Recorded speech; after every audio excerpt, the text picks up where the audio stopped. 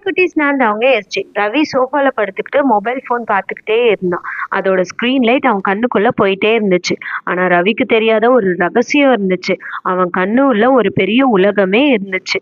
அது பேர் தான் ஐசிடி. அங்க இருக்கிற ரெட்டினா ஒர்க்கர்ஸ் லைட்டை உள்வாங்கி பிரெயினுக்கு சிக்னலா அனுப்பும். லைட் அதிகமா வந்ததுனால அவங்க வேலை செஞ்சுட்டே இருந்தாங்க. அந்த நேரத்துல பிளிங்க் காட் பிளிங்க் பிளிங்க் கண்ணை சிமிட்டுன்னு சொன்னாரு.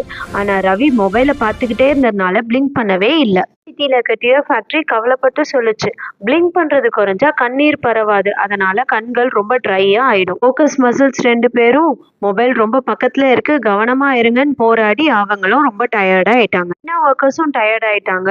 பிளிங்க் ஆடும் பிளிங்க் பண்ணுன்னு சொல்லிட்டே இருந்தாரு.